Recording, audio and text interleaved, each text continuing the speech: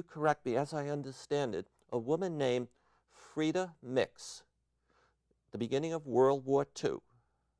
She's a Caucasian. She decided to become a teacher in a Japanese-American internment camp. Except for the guards, the people with the guns, she was the only Caucasian besides her 15-year-old daughter. And it really raises a question, what kind of woman would take her 15-year-old daughter and have her basically be like a prisoner in this camp? And I'm sure there's many, many other issues that are presented in this documentary that you produced. And what do you want to say for yourself? Because you were the man who drove the making of this documentary. Well, I'd like to say that Ruth Mix is, of course, none of this would happen in her family without her. She was a school teacher. She got a call from a fellow graduate from Teachers College who was, and this woman was in charge of the schooling system at Gila River for the Japanese American community. And she said, Frida, you got to come down here and help. I think this is a place for you. Now, Frida's background is very heavy in assisting people. She was part of the women's suffrage. Even when she was pregnant, she was put in jail. She'd always had these great tasks and great areas to go and to work with people. And so she went with her daughter and her youngest son. And so she said, although her daughter Ruth was underage, only 15, she still said, well, you're big and tall, so why don't we see if we can get you in? It's supposed to be 18 to be a nurse's aide. So she became a nurse's aide at the hospital, aside from the school work. So that's kind of the intro to the whole thing. You know what I suggest? That some of this is covered in the very opening scene. So let's prepare the opening scene. It's on video. We're going to look at about 3.5 minutes of the very introduction of this movie. Good. And then we'll come back and talk about it. And I remember this beautiful blonde, you say 15 years old, running down the field. And who is that? That is Ruth, and this is a reenactment. When we see Ruth, that was Ruth at 15. It's an actress who acted as if she were Ruth when she was 15. So she's the kid, the young lady. Right. And, okay. And you'll get to see Ruth, who is actually, during making of this film, 78 years old. Wonderful. Okay, so why don't we roll the video? All right, let's take a look at some of the film from Gila River and Mama, produced by Charlie Class. Well, as we wait, you've gotten some awards for this, I believe.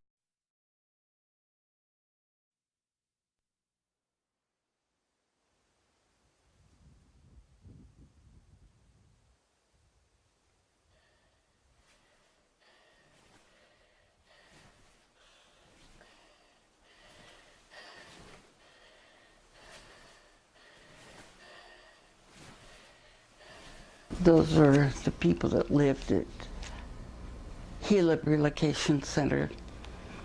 And we didn't put them in showers of gas or kill them in the ovens, but we killed them by ignoring them.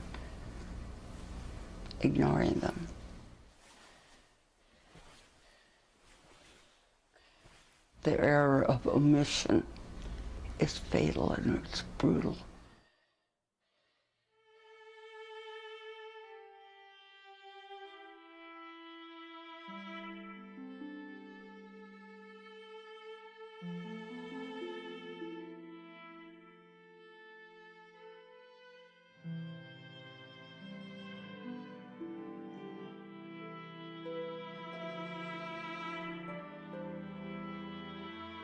Ruth Mix grew up in the mountains of Wenatchee, Washington.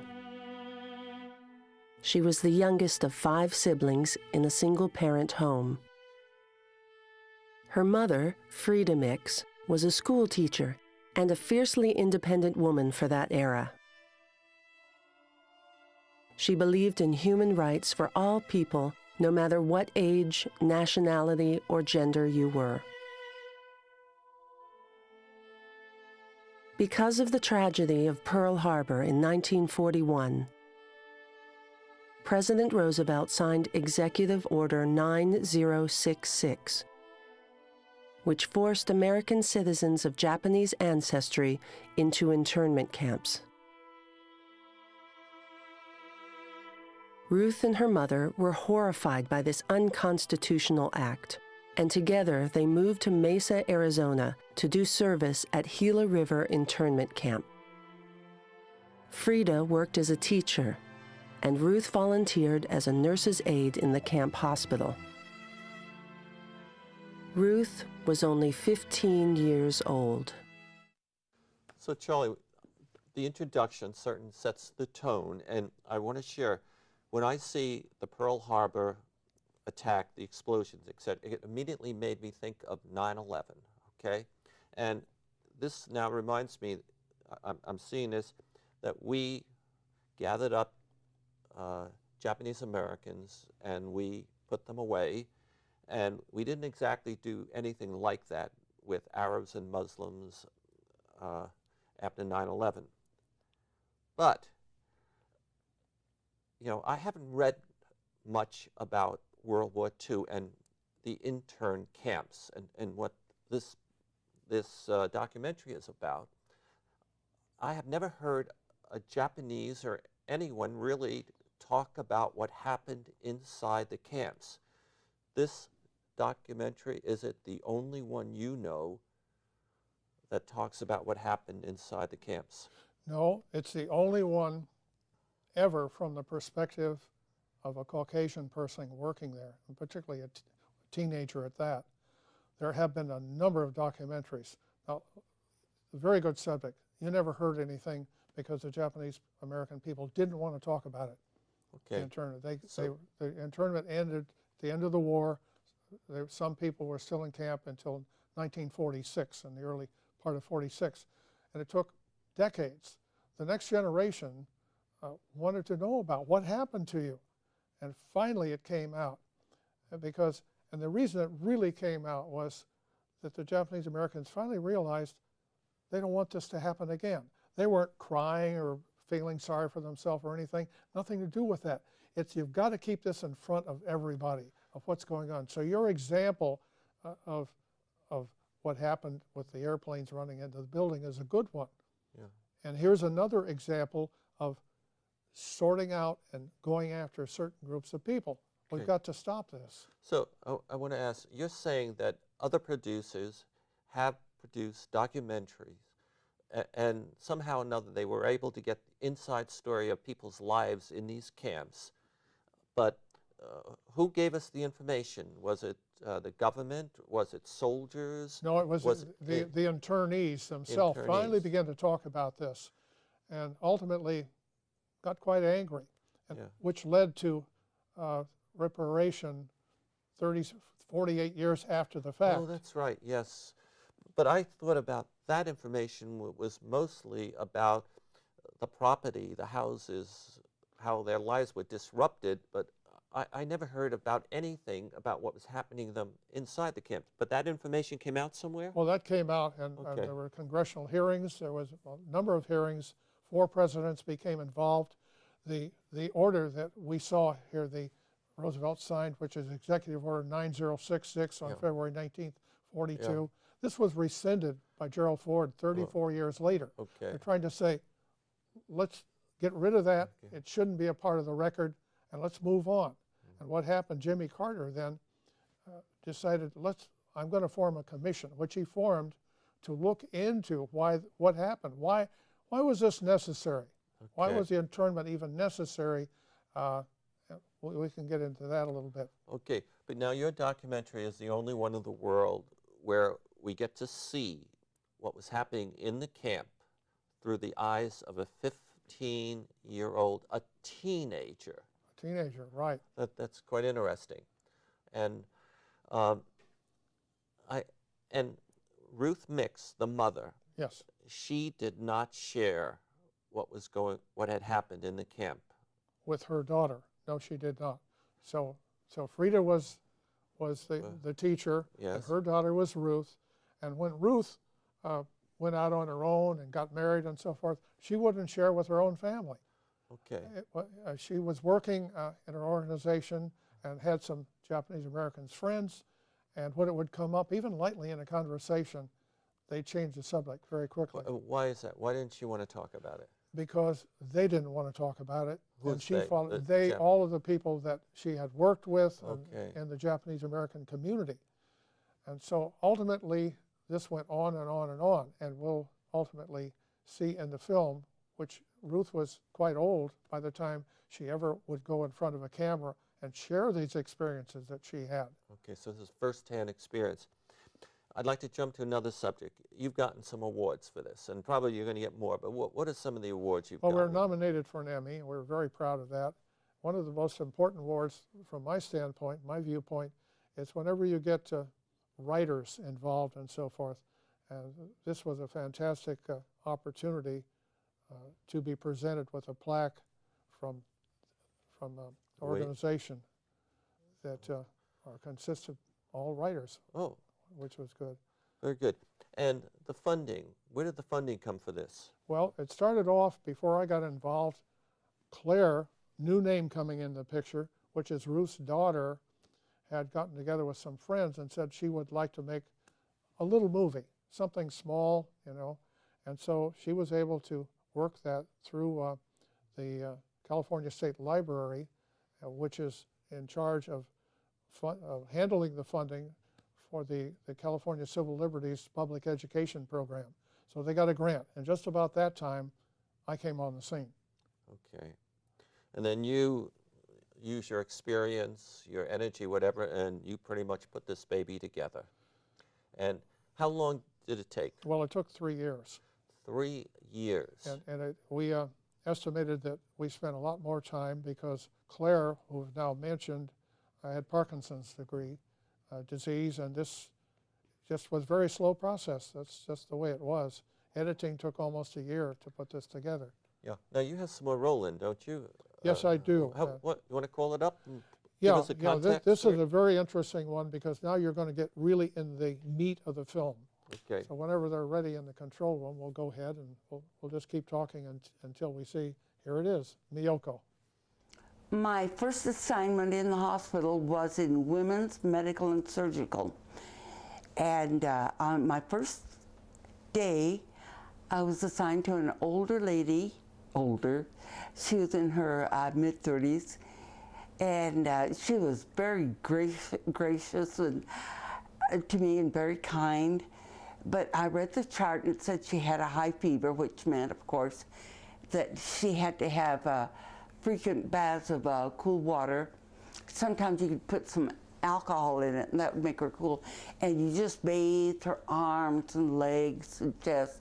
I just kept bathing and bathing it. And that's all we had to offer her at that time, along with aspirin. And when she was well enough to talk, she talked to me about her life and about her children. She had 3 little children, 3. And I could tell from the dreamy, magical quality that she had in her voice when she spoke of them, that they must be wonderful. She talked a lot about her children who were not permitted to come to see her. Many times she asked me to go to look for her children, to find them, to see if I could bring them to the hospital to visit her. And I looked for them in all the rows of the barracks.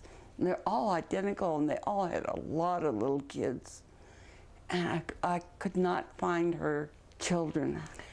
I tried to sneak by the guard of her block so I could go by the front of her barracks to see if I could see them playing out in front.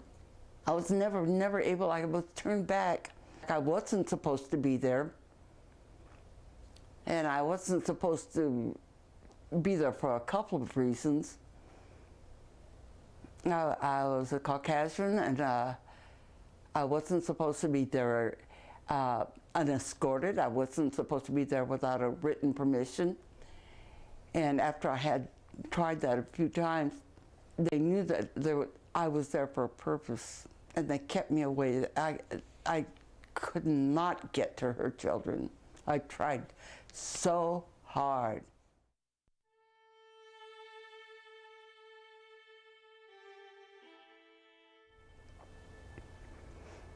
It was when I came back from Phoenix after my lesson, and I saw that empty bed. I think I stopped believing in God.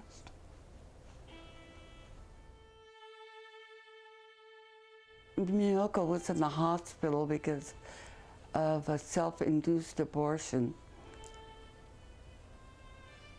She did not want to bring another child into a bug-infested prison.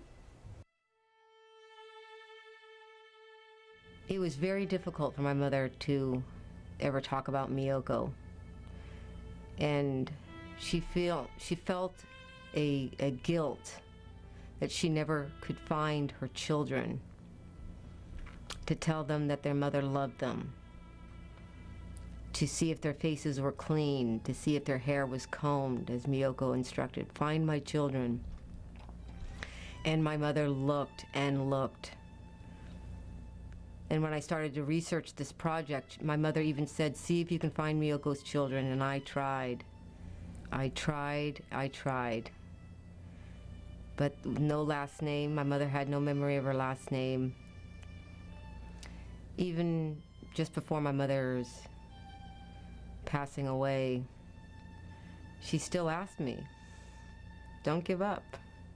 Try to find those kids, let them know that their mother loves them. She carried that guilt all of her life. So I'm still looking.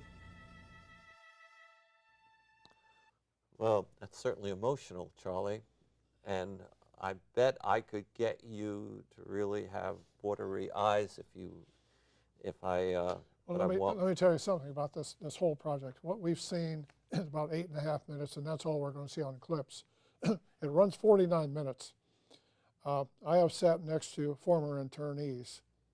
I remember one gentleman, the first time it was at a friend's house, and I heard a few sniffs, and pretty soon I looked over and tears were rolling down his face.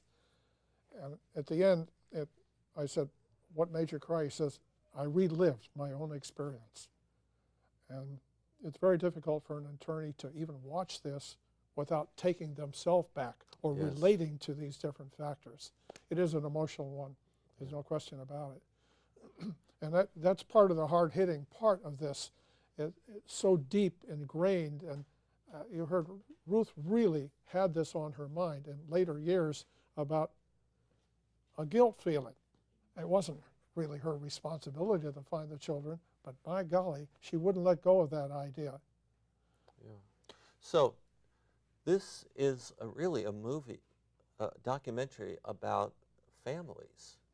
And all of us have had mothers and fathers and children, and it's about people being uprooted and their lives and their families changed.